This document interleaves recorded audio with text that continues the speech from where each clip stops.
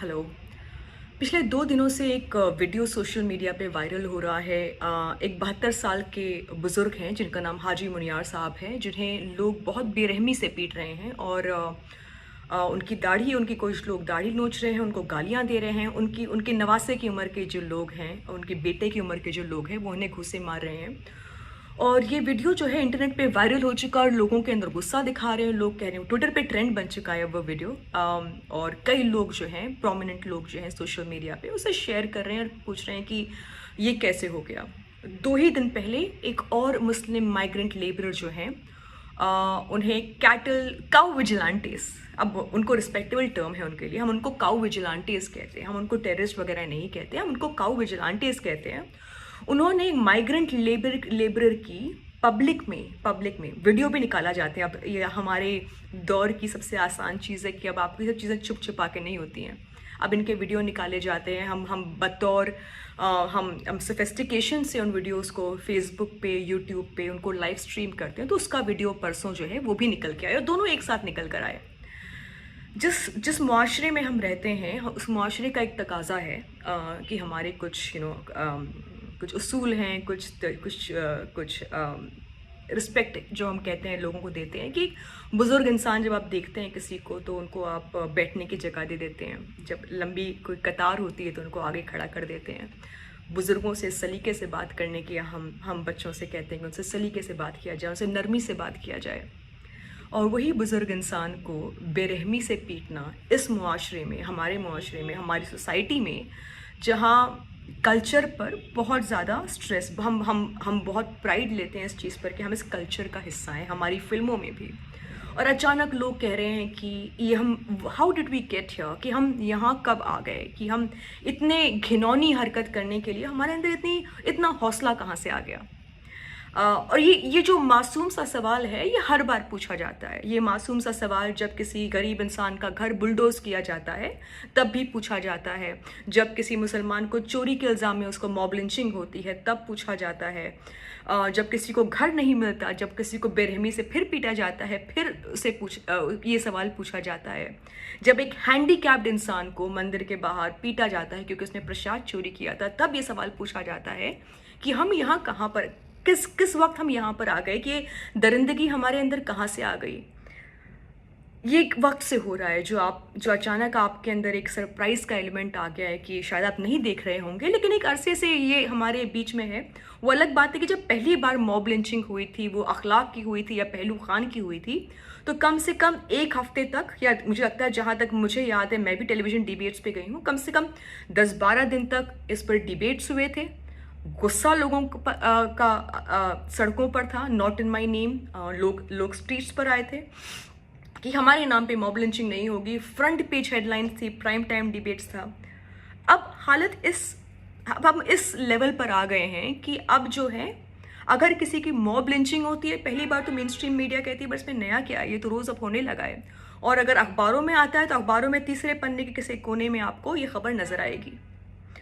दूसरी बात ये कि आप लोग जब कहते हैं कि ये जो लोग हैं, ये काउ विजिलेंटेस जो हैं, और ये जो पढ़े लिखे लोग नहीं हैं जो ये कर रहे हैं, जो गवार लोग हैं जिनके पास नौकरी नहीं है, आप उस इंसान पर उंगली उठा रहे हैं जिसने उस ज़ईफ़ इंसान को कूटा, बेरहमी से मारा।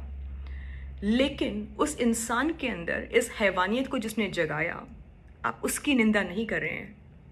उस इंसान के अंदर हैवानियत जो पिछले 10 साल से किसी स्पीच में, किसी रैली में, महाराष्ट्र में जहाँ मैं बैठी हूँ इस वक्त, एंटी लव जिहाद रैलीज जिनमें से कई मैंने अटेंड किया है, वहाँ पर अब्दुल के कैरिकेचर्स बना के उसको जूता पहनाया जा रहा है। छोटे छोटे बच्चे, 10 साल के बच्चों के हाथ में ऐसे पोस्टर हैं कि अब्दुल के साथ क्या किया जाए, लव जिहाद के नाम पे, एंटी लव जिहाद रैलीज के नाम पे।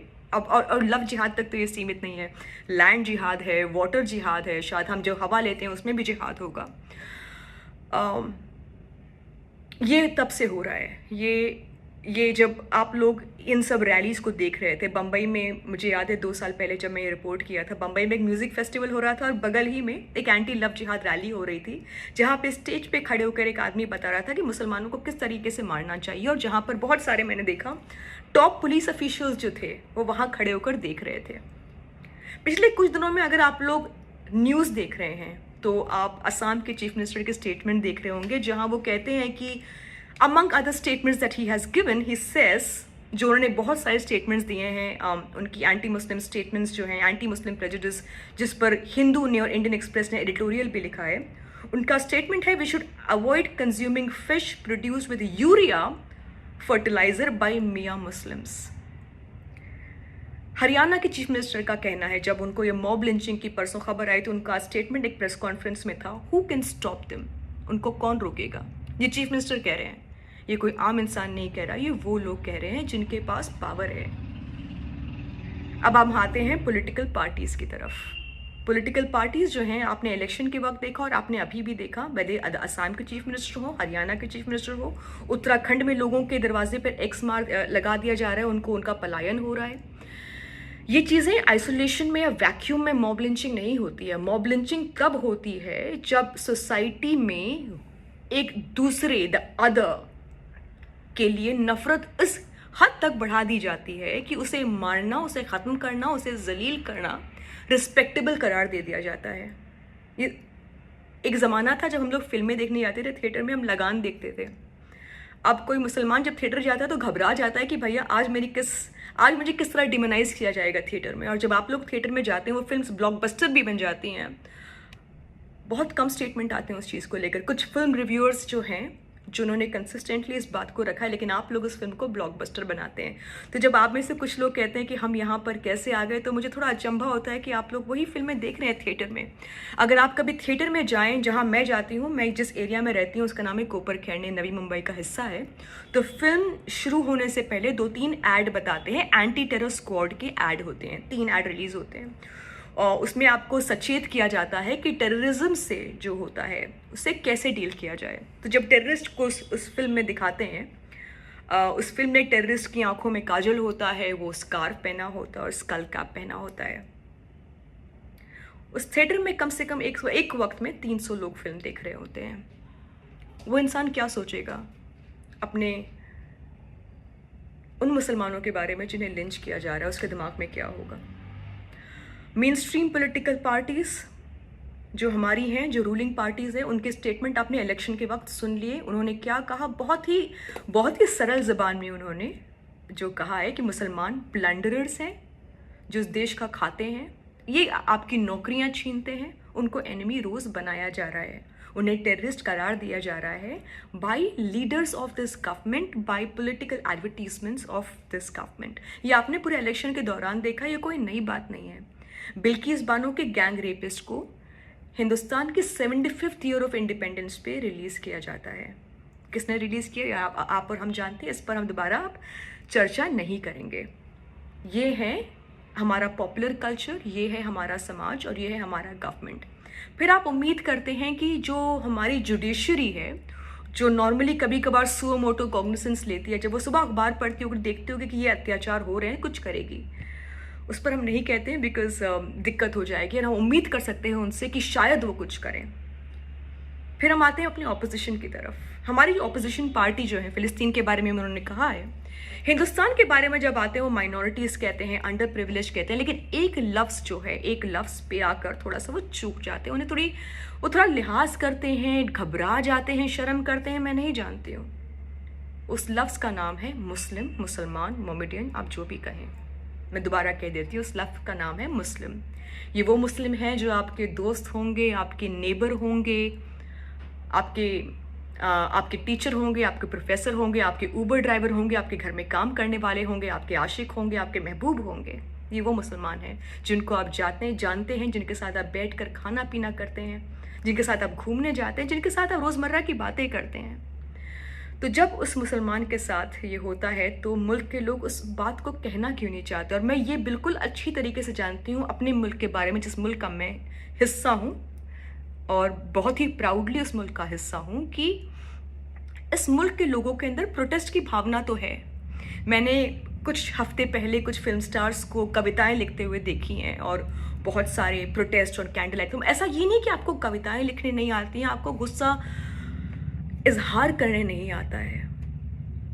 तो जब एक मुसलमान की मॉब लिंचिंग होती है, जो नेशनल स्पोर्ट बन गया है, जो रोज़ सुबह अमूमन मुझे लगता है आजकल हम जब भी सुबह उठते हैं, ये हमारे लिए एक नॉर्मल रूटीन हो चुका है हमारे लिए। मुस्लिम lynched for on suspicion of eating beef, Muslim lynched on suspicion of theft, Muslim lynched on suspicion of molesting a woman, Muslim lynched because he did something. We have अब तक headline बस ये नहीं बनी है on suspicion of eating a Muslim. I think हमें वो बहुत क्लियर कर देना चाहिए कि why we are doing this, why are we not speaking enough on this crucial issue of Islamophobia and anti Muslim hatred, जो हमारी सोसाइटी में इतनी बुरी तरह फैल गया है कि अब ये नासूर बन गया है।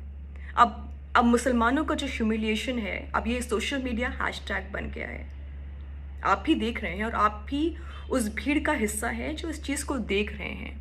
आप क्यों देख रहे हैं, ये मैं कभी कभार मुझे समझ में नहीं आता कि ये जवाब किस तरह लिखूं। मैंने अभी 2 हफ्ता या 3 हफ्ता पहले वॉशिंगटन पोस्ट में लिखा एक बड़ा सा ऐसे जिसकी हेडिंग थी वेयर लिंचिंग स्टिल हैपन, कि लोगों को यकीन नहीं होता लिंचिंग होती है। लिंचिंग तो बहुत ही प्रिमिटिव चीज़ है, जो बहुत ही जो कभी जो जानवरों में होती है, हम इंसानों में हम उसका शुमार नहीं करते। लिंचिंग जो चीज़ें होती हैं हम क्यों देख रहे हैं? और जो 2-3 दिन ट्विटर पे आउटरीच होता है, उसके बाद क्या, उसके बाद अगली लिंचिंग, फिर अगली लिंचिंग। मैंने कल कहीं पर लिखा कि जब मैंने कभी अपने आप को एज अ मुस्लिम अपने रिपोर्टिंग करने के वक्त कोशिश करती हूँ कि आइडेंटिफाई ना करूँ, लेकिन जब आपके पास आपके हालात जिस तरह से हो रहे हैं तो आपका मुस्लिमनेस भी आपको रिमाइंड कर दिया जाता है, बिकॉज मैं भी उस चीज़ का हिस्सा तो हूँ, उस कम्युनिटी का हिस्सा तो मैं भी हूँ।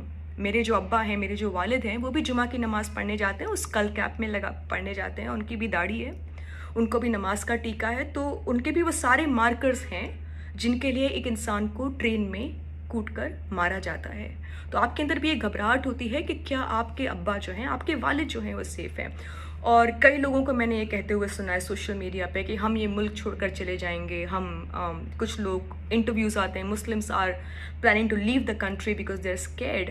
जब आप ये हेडलाइन लिखते हैं और जब आप ये कहानी लिखते हैं तो आप ये भी हिस्सा लिख दें कि जो मुस्लिम छोड़कर जाने की बात कर रहे हैं, ये मुल्क का 1% मुसलमान है जिसके अंदर वो प्रिविलेज है और जिसके अंदर वो फाइनेंशियल कुव्वत है कि वो मुल्क छोड़कर कहीं और जाए।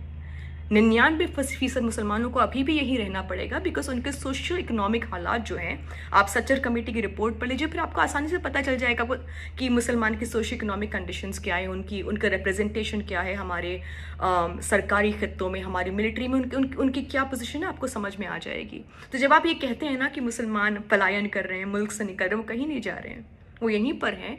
कई लोगों ने अपने तौर तरीके बदल दिए हैं। वो जब कई लोगों ने बताया कि जब वो ऊबर में बैठते हैं उनको नज़र आता है कुछ ड्राइवर हैं, तो जब कोई उनको सलाम कहता है वो वालेकुम अस्सलाम नहीं कहते हैं, डर के मारे कि कहीं इसकी वजह से उनके साथ कोई हेट क्राइम ना हो जाए। एक ट्रेन में एक RPF सोल्जर खड़े होकर मुसलमानों को गाली देता है, he invokes political leaders and shoots them and that incident is forgotten. उसको कहा जाता है, अगले दिन अखबार में आता है कि he was a mentally ill patient. Mentally ill वो नहीं है, मेंटली इल हम सब हो गए हैं। एक मुआशरा हो गया है मेंटली इल, जिसको एक पूरी सोसाइटी की कम्युनिटी की तकलीफ नज़र नहीं आ रही है और वो उसे नज़रअंदाज कर रहा है। वो उसे नज़रअंदाज इसलिए कर रहा है कि उसका वो प्रिविलेज है कि वो नज़रअंदाज कर ले।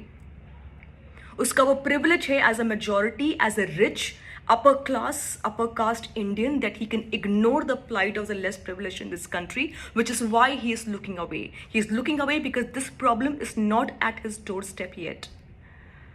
But history must tell you, हमें हिस्ट्री से ये बात सीखनी चाहिए कि अगर आपको लगता है कि ये चीज़ें आज सिर्फ मुसलमानों के साथ हो रही हैं, कल किसी और के साथ नहीं होगी, तो ये आपके साथ भी होगी। ये जिस माशरे में हम रहते हैं, सोसाइटी में हम रहते हैं, सोसाइटी में ऐसा ही होता है, ये सोसाइटी का तरीका है। फिर कल कुछ होगी, फिर मैं आज सुबह उठूंगी और फिर अखबार में हेमंता बिस्वा होगा, उत्तराखंड के चीफ मिनिस्टर होंगे, हरियाणा के चीफ मिनिस्टर होंगे, मैं फिर देखूंगी, मैं फिर अखबार रख दूंगी, हम फिर ट्रिगर हो जाएंगे और हम इसे अपनी असलियत का हिस्सा बना देंगे। लेकिन कब तक? ये इस सवाल का जवाब किसी के पास नहीं है। इस सवाल का जवाब मुल्क के एडमिनिस्ट्रेशन के पास नहीं है, हमारे ऑपोजिशन के पास नहीं है। कई लोगों को शर्मिंदगी हो रही है इस बात का नाम लेते हुए। कुछ लोग कहते हैं कि यार अभी इलेक्शन आ रहा है, उसके बाद ख़त्म हो जाएगा। इलेक्शन तक चुप रह जाओ, अभी मत बोलो, क्योंकि हिंदू वोट डिवाइड हो जाएगा, सेकुलर वोट डिवाइड हो जाएगा। ऐसे मुसलमान की जो जो जो जान की और उसकी जो पर्सनालिटी की और उसकी जो एग्जिस्टेंस की जो कीमत है वो सिर्फ इतनी कि इलेक्शन तक रुक जाइए, हम इलेक्शन हार जाएंगे। जैसे हमारी कोई एग्जिस्टेंस ही नहीं है, जैसे आपकी इंसानियत की कोई कीमत नहीं है। जैसे आपसे हमेशा कहा जाता है अभी इलेक्शन हो रहे हैं, अभी ये हो रहा है, ये इलेक्शन तक की बात नहीं है, ये अब हमारी रोज़मर्रा की ज़िंदगी की बात है। और मुझे यकीन है कि आप में कई ऐसे लोग हैं जो ब्लैक लाइव्स मैटर पे अपना हैशटैग डिस्प्ले पिक्चर चेंज कर सकते हैं, वो इस बात के लिए भी कर सकते हैं। आप क्यों नहीं कर रहे हैं ये मैं नहीं जानती, लेकिन आप ये ज़रूर जानिएगा कि जो चीज़ आज के जनरेशन के मुसलमानों के साथ हो रही है, कल आपके आने वाले जनरेशन्स के बच्चों के साथ भी होगी। और ये जो आप चुप बैठे हैं, जो आप होने दे रहे हैं, ये जो ट्विटर ट्रेंड पे ट्वीट करके आपको लगता है कि आपने अपनी जिम्मेदारी निभा ली है, ये तो हम सबके सामने एक बहुत ही बुरा प्रेसिडेंस बन के आएगी। बस इतना कहना था आपसे।